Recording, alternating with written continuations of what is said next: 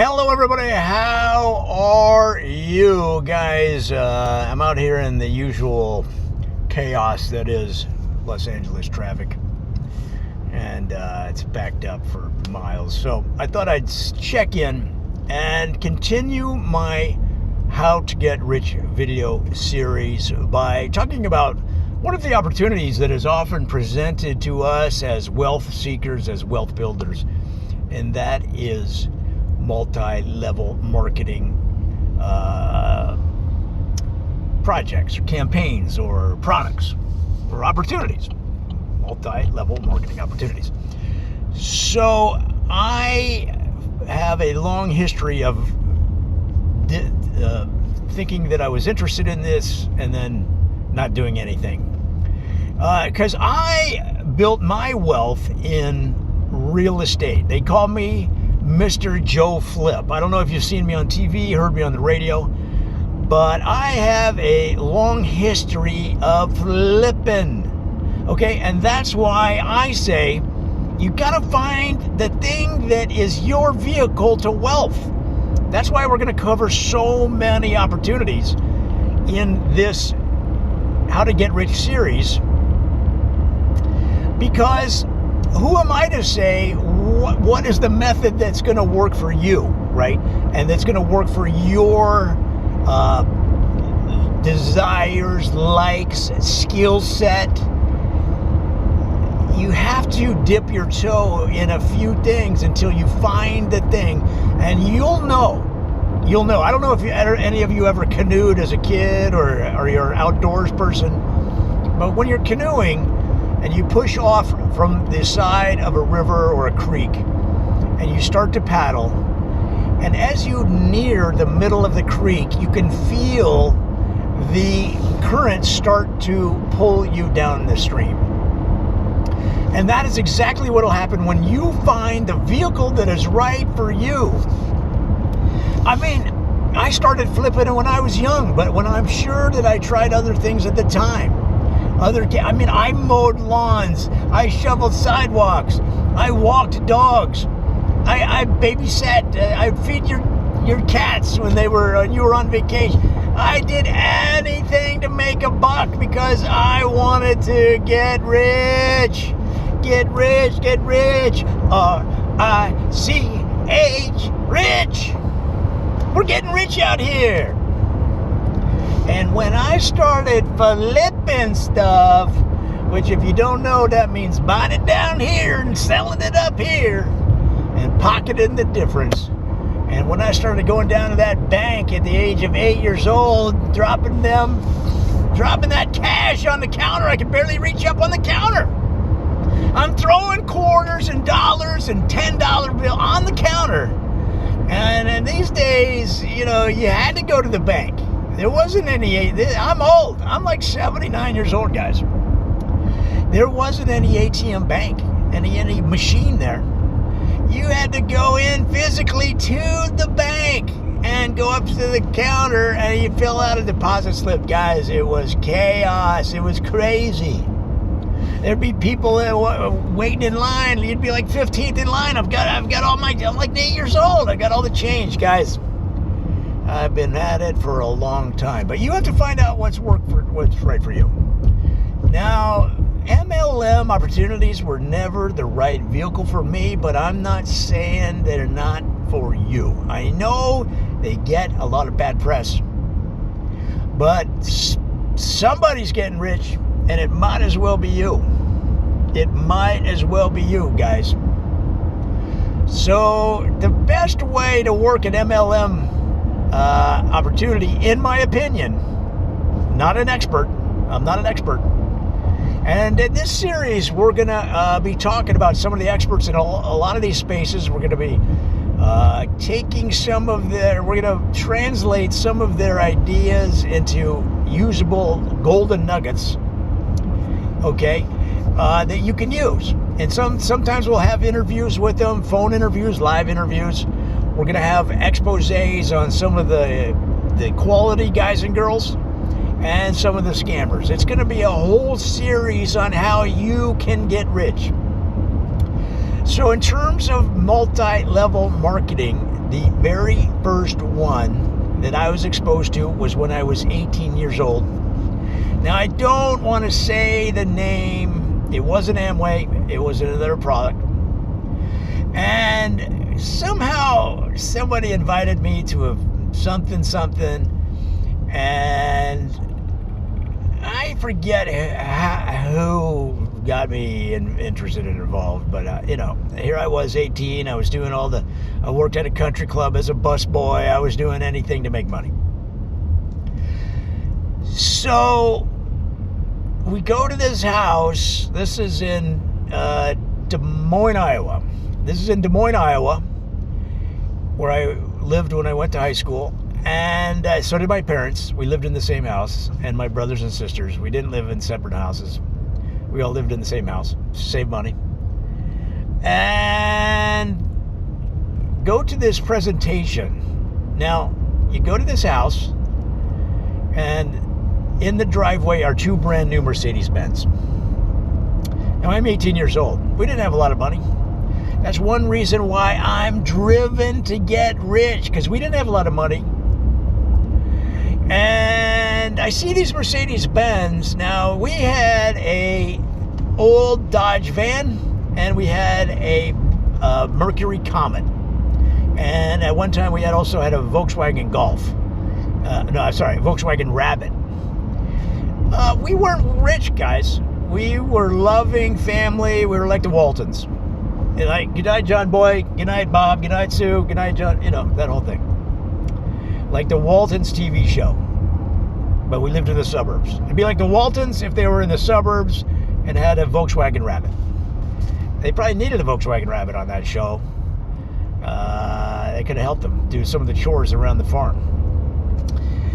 So we go to this house, and then we go in, and there's a young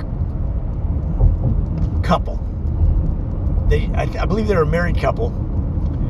And the woman is dressed very provocatively, professionally but provocatively, borderline. And I'm an 18-year-old guy, so I'm like, wow, this is a nice house. Two Mercedes-Benz, brand new. They looked exactly the same. Probably rented them. And attractive young woman. Guy was cool. Hey, good to see you. Handshakes all around. I'm like, wow, this is it. This is cool. So far, it's cool. And they gave a professional presentation on this business opportunity. That's how it's presented, as a business opportunity. Now, remember, that's what I was interested in, was business, because I wanted to make some money. Why? Because I wanted to get rich. I wanted to get rich. I wanted to get R-I-C-H, rich. I would have changed my name to Rich. I wanted it so bad. But I was stuck with Joe. And I guess you could say, well, Joe, what do you want? I want Mo. Money. My name is Joe. I want Mo. Money. So I listened to the presentation, and all you had to do was buy some products, some cleaning products, some household products. You keep them in your garage, and you sold them to your friends and family. I thought, I've been doing that since I was 6. I'm the guy. I'm the salesman. People love me. I got the gift of gab. I have the empathy. Okay? I listen. I'm a good listener. I have all the tools to move these household products. Forget Tide. Forget Cheer. Forget Calgon. I've got the dish soap you need. I've got the detergent you need. Hey, Mom, can you imagine? Hey, Mom, there's this guy at the door. He's selling soap. Well, tell him we got plenty of Tide from the store. Well, but he says it's a business opportunity. Whatever. I don't even. Like I say, I never got involved. I've listened to the pitches, and at that age, it sounded pretty good. And so the way that I sort of translated it was that, you know, you sell the soap, you sell the dish soap, you sell the laundry detergent, but you're also on a separate level selling the opportunity. So, you know, people can buy the soap from you. They can also work under you in a network of a growing network of distributors. Is the way that it was termed to me. And at first I was thinking, what? Wait a minute, they can buy this soap or they can work for you to sell the soap? You know, I'd never even heard of it. I think I'd heard of Amway, but I didn't know what it was. I didn't know how they worked. And so the way the guy that said it that made sense to me, or at least I could understand, was he said, well, it's like, you know how in a business they have the sales manager and then they have the salespeople, and then above the sales manager is the vice president of sales, and it's this, you know, structure, pyramid structure. And I was like, oh yeah, I understand that. My dad was in TV management, and I understood. And he said it's like that, but it's more fluid, and anybody can do it. And you know, you don't have offices, but you work for an ever-growing network of distributors under you. So you're the manager. So they work, and you get a cut of all of their sales, as I would get a cut of your sales, because you'd be, you know, this is the guy of the attractive couple explaining this. You know, so she made the main presentation with her very appealing look, you know, and got the attention of the audience, and then so she did the main pitch, and then he did the Q&A. Essentially, is how they broke it down. And you know, he's got the pearly white teeth, and you know, I'm just a dumb 18-year-old, and I'm thinking, this guy, I want to be this guy. He's got the hot wife, and that's the real pitch. The real pitch is when you walked up. You know, the sale started the minute you saw those Mercedes-Benz. The pitch has started before you've even walked in the house, right? So they gave us a binder, and I guess they tried to get it to sign up right there, but I didn't. You know, just the way we grew up, kind of, we weren't poor, but we never had any money. So it's always like, let me think about it, because you know. And they gave us a binder. You know, of all the different products and stuff. So I took it, I might have been 17 actually. Anyway, I took it home, and I ran it by my parents. I said, what do you think of this idea? Because I want to start a business, and these guys have a whole business ready to go. You just sign up and you're going. You can buy the products right away. And you know, and they were as confused as I was. like, so you buy the soap, you buy dishwasher, their own brand. You buy their brand of dishwashing liquid, and you keep it in the garage, and then people will come around and buy it from you, or you can. I can see my parents are like, what? What are you talking about? So people are going to come to our house, and we're going to have dishwashing liquid on the shelf in the garage next to the weed whacker. It's just a funny memory now that I look back on it. But it was a cool binder. See, that's what I liked about it. You know, I remember reading looking at the binder, and it was shiny and had all the products, and I'm like, this is a business. This is a real business. Look at this binder. And I think I might have maybe needed to have borrowed some money from them to get it. I think you had to spend like $200 to buy product, and maybe I didn't have it. I forget. I mean, I was always working, so I always had some money, but maybe not enough, or maybe I got excited and I was like, can you just lend me $200 to get going? And I'm going to sell all this product, and you guys know I can sell. I'm the guy. I've always been the talker guy. I can sell, you know. And I had a successful paper route, which my dad knew. So, Dad, you know, I ran that paper route for 3 years and grew it from X, blah, blah, blah. And he was like, yeah. You know, it's not that they doubted me, but they still were trying to wrap their heads around it. It's a business opportunity. We're selling soap. What the hell's going on? And, you know, I was always kind of, you know how